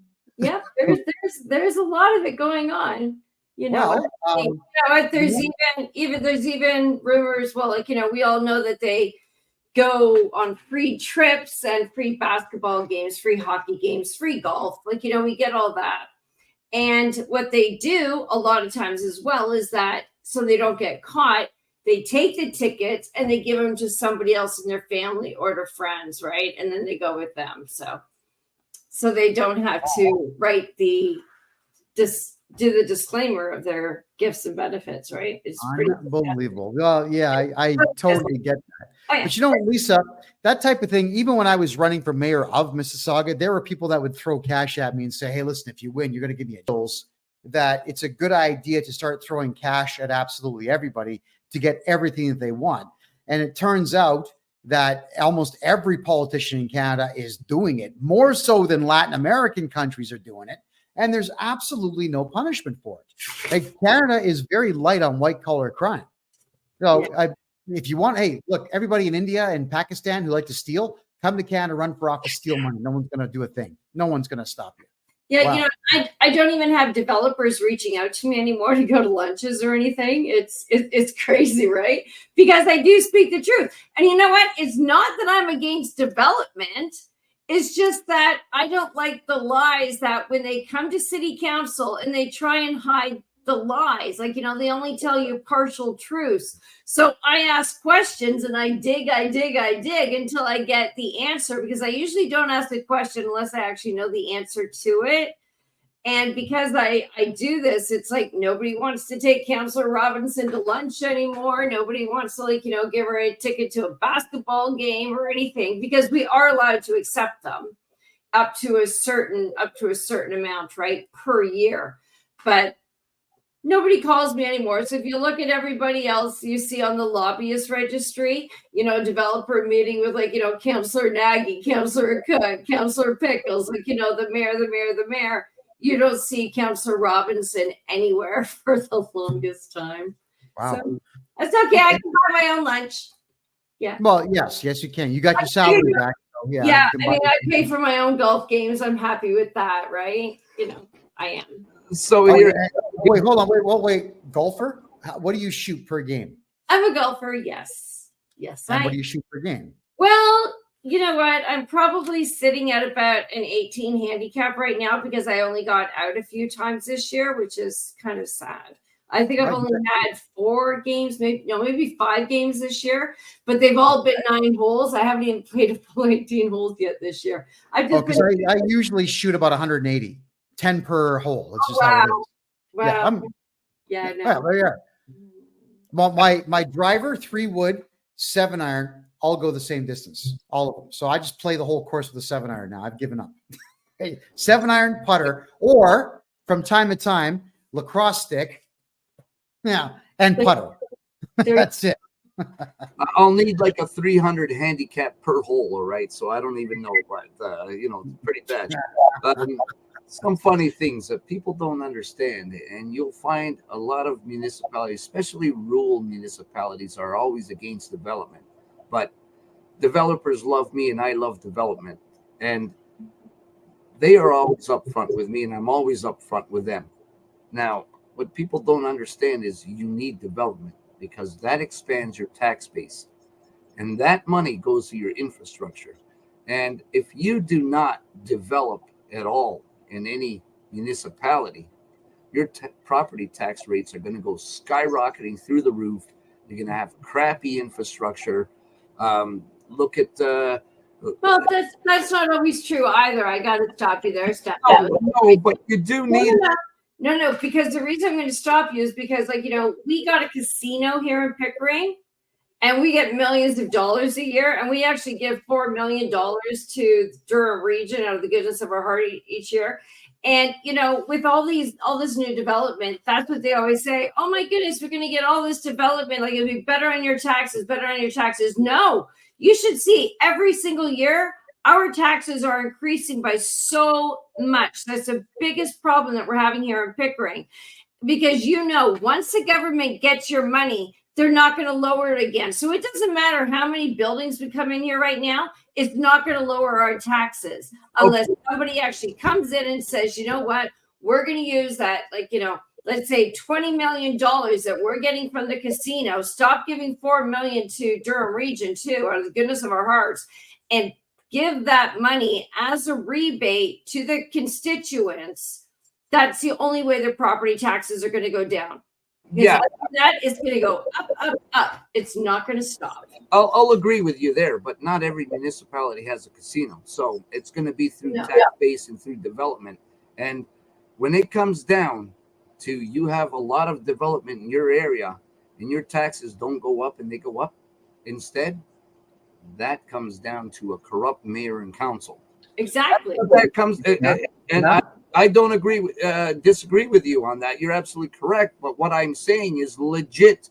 That's the way it is supposed to work. Now, look at Rob Ford. Look at how much he brought taxes down for the city of Toronto.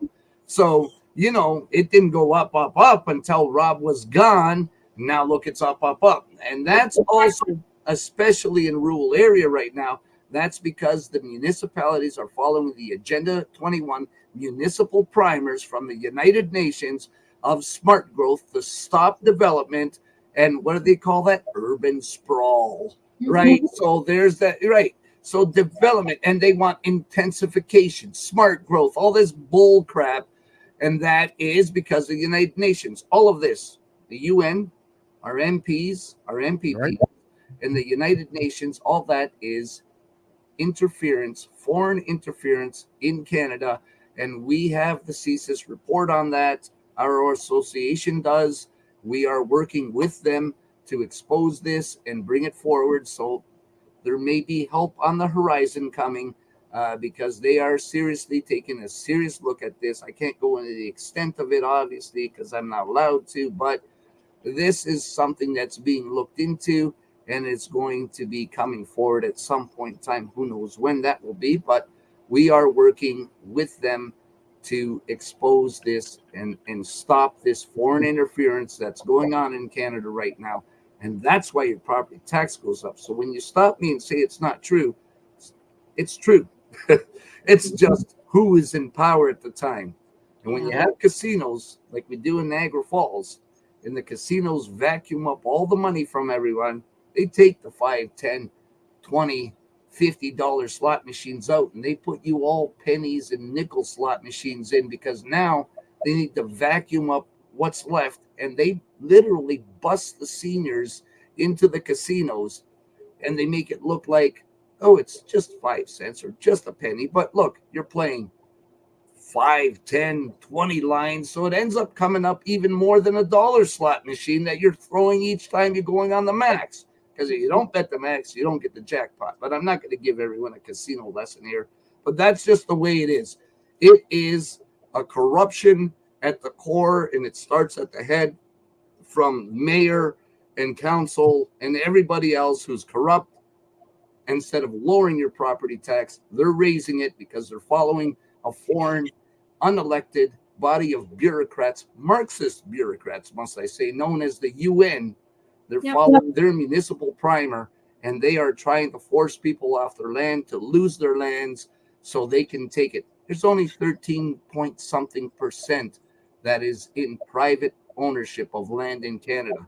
There is no overpopulation. The rest is all owned by the crown. All right. So people need to understand what the hell is going on here. That's it.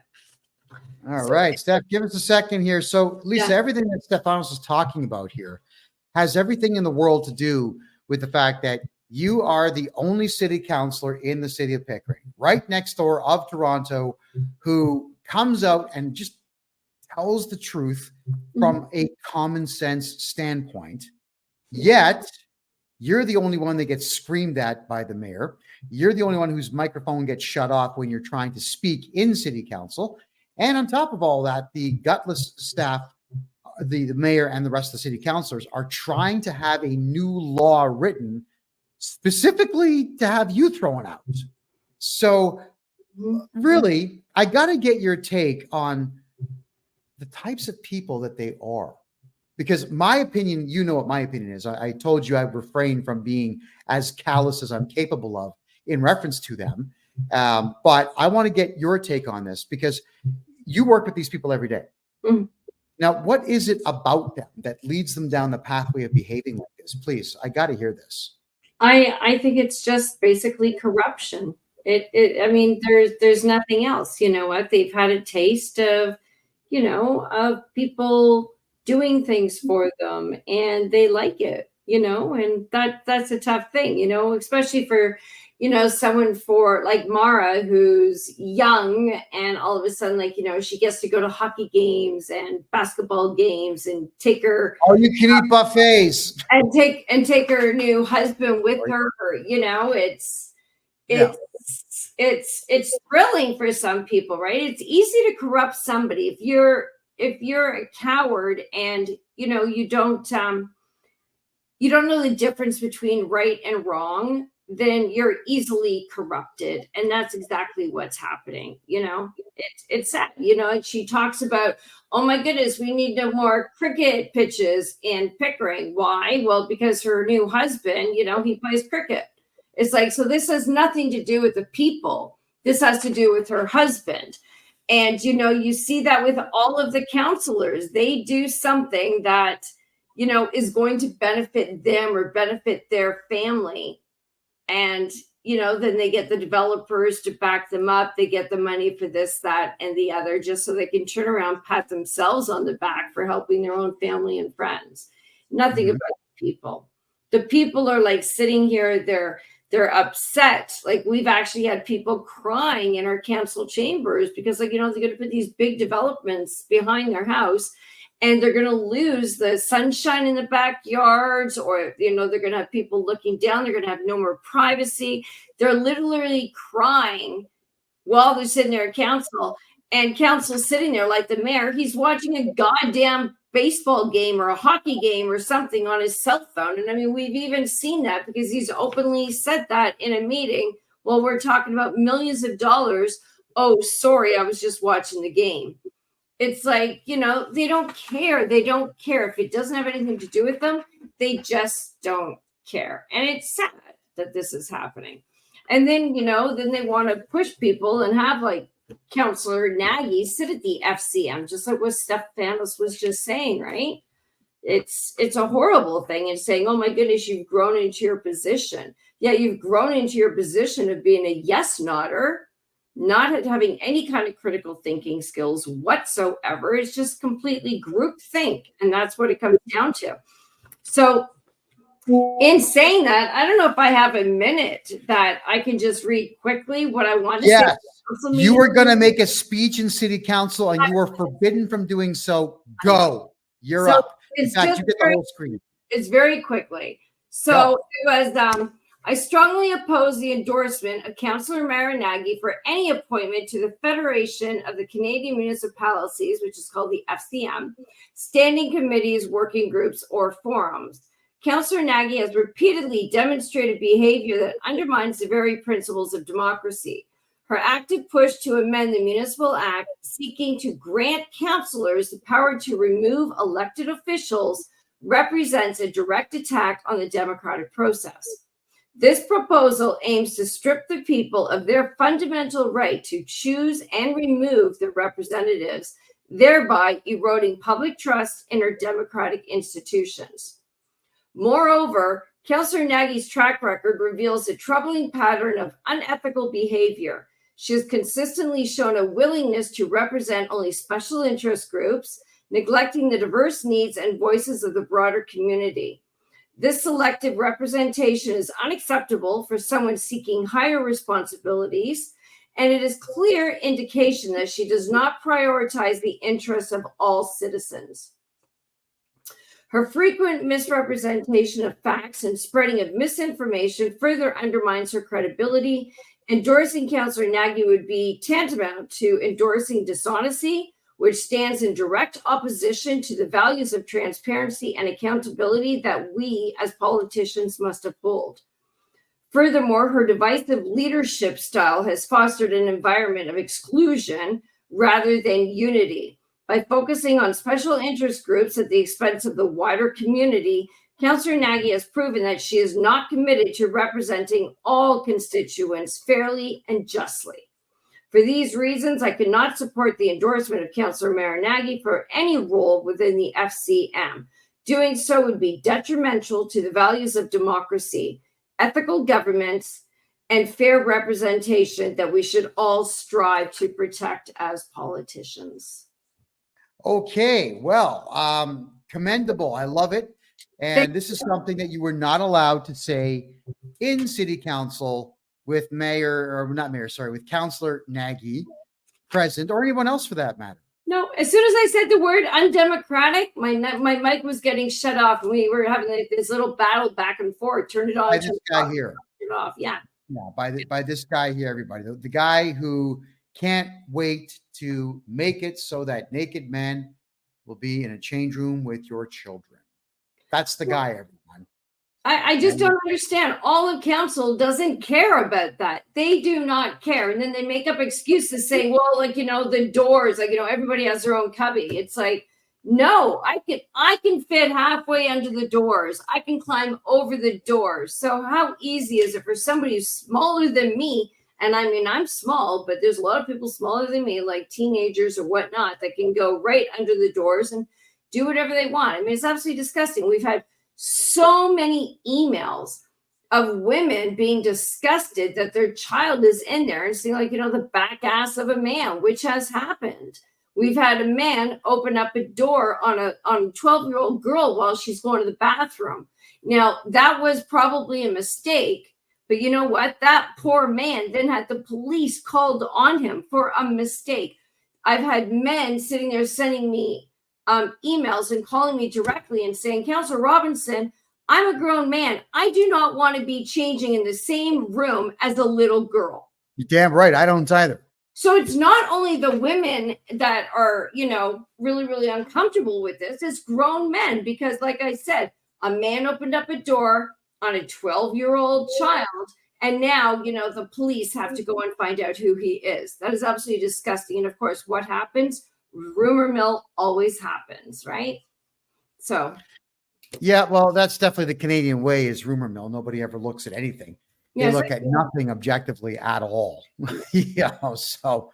Like, when you kind of play that telephone game in gym class, remember? And you'd whisper in the person's ear in gym class, and by the time it got back to the end of the circle, it was completely something different. Yeah, I'm one of those kids that used to screw it up, but I know exactly the game. Telephone, we used to call it one. Yeah, telephone. Well, that's exactly what it feels like sitting here in council. I brought my motions forward for my constituents. They lied and said that there was something completely different. They said I was against flying just the pride flag. They said that I was trying to get rid of the universal change room. Like the lies that they did, I lost my income. on it. I was unable to provide for my family, pay my mortgage, or spend a decent Christmas with my child. I got you. Because of these rumors that they are the ones that are perpetuating, because I refuse to political posture to special groups like they want me to. Lisa, we're out of time. You got 60 seconds for your closing remarks. Go ahead. No, really, you know what? I don't really have a lot in the way of closing remarks. I think I've said enough right now, but I appreciate being back on your show. I appreciate all the support that I'm seeing from, everybody who's watching the show right now. And I really, really appreciate all of the text messages, the emails that I'm getting, for, words of support. And I'm very thankful. I'm very thankful. Sometimes I just feel like giving up, but that's just not going to happen. So no, you're not a quitter at all. I'm definitely not a quitter. So, they can keep on throwing these punches at me. And you know what? It's just making me stronger and stronger. And it's getting me to be more vocal and vocal because somebody needs to do it. And I have been put in this position at this time in all of our lives for this very reason. My mom raised a very strong daughter, and she might not have liked it so much when I was younger, but now she's very proud of me, and that's all I can ask for. I'm very blessed. Good job, Ma. Good job. Well, Lisa, always a pleasure. We'll see you soon, I'm sure. Yes, great. Thank you very much, and have a great evening. Lisa Robinson, City Councilor, Pickering. Okay, Stefanos, Eddie, we're out of time. Steph, great to see you again, man. We miss having you here. We really do. It's always great. Usually what I do is I keep a tally of how many cigarettes the two of you smoke. And typically you win. So, good job. Not really. All right. Closing remarks, brother. Closing remarks. Go ahead. Awesome, Kevin. You're damn right. I'm the smoking chimney that puts fires out when we're in trouble with government. Okay. Don't forget that. So, there was a comment by NYCC, and he said, or she, whoever, how did we get, this is such a mess, how did we get here? Well, I'll tell you how. Because Canadians inaction. People are not enforcing your rights. You need to enforce your constitutional rights, not sit back and think somebody else will take care of it, or something else is going to happen, or just go along for the ride. That's eroding your rights, and you're going to lose those rights when you do that. So we really need to enforce our rights. That's the bottom line, and that's how we got here. And that's about it. Thanks for having me on. I enjoyed the show. It was great. Lisa's awesome. Ed, you're always awesome. Kevin, man. Okay, Kevin. Great. Oh, my God. Thanks for having me on, guys. Thanks a lot. Stefanos Karatopoulos, everyone. Always a pleasure to have him as well. All right, Ed. You got a full minute and a half. Whatever are you going to do with that much time? Go ahead. What's up? Quickly, what Stefanos said, I'll say it again. And guys, you've seen the caliber of the people on these councils. Come on. I'm sure most of the people watching this show are 10 times better than these people. Okay, the money's not that great, but you know what? By not doing anything, by allowing these clowns to become council members and mayors, this is what we got. They're ripping us off, and they got no qualms about it. You want to do something right for your country? Run for political office, or team up with someone that is and help them get elected. Support them. You can't expect things to get better if you're just going to sit on the couch and type in the odd comment or do the odd post or make the odd meme. It ain't happening. You got to take action. I'm actually thinking about running for politics myself. I think you should. I think you should. I mean, it'd be amazing. You'd be the guy who's on that racist Kevin J. Johnston show. It'd be awesome. Free press for you galore, bro. They'll hammer you, and it's all free. Where are they going to hammer him? 280 pounds, 6'3". Go ahead, hammer me. Antifa tried. Nothing happened. Yeah, they try everything except wiping their own butts. Ed, thanks for being here, bro. We'll see you next week. Tuesday, later. Ed Janosek, everyone. Ed Janosek. All right. We've known him now for how long? 6.5, 7 years. It is a wild time in our country, everybody. And Ed is absolutely right. Stefanos was right. Stefanos said Canadians in action. got us here. And Ed is now encouraging you to take action and run for public office. Now, let me do this. Let me address the men. I'll make it real easy for you. When you run for mayor of a large city and you put on a really good campaign and you're out there talking to a lot of people, it's a great way to make new friends. And guys, you meet a lot of women. It's not a lot. You meet a lot of ladies out there, and Canada still has some pretty good looking women out there. So go for it.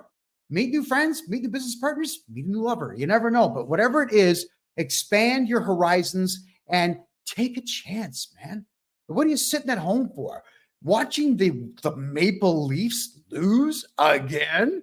Or how about watching the Blue Jays, none of whom are Canadians? Hey, what are you doing? Netflix is not Canadian. Amazon Prime has a new Batman show on it where the Penguin is a woman. I saw that. I watched it for 8 seconds and I turned it off. This is the trash that you're wasting your time with. Stop it. Run for public office. Expand everything about you. Trust me, guys. You're absolutely going to love it. My name is Kevin J. Johnston. This is the Kevin J. Johnston Show that runs every single Tuesday and Thursday at 9 p.m. Eastern Time right here on freedomreport.ca. I love you all and good night.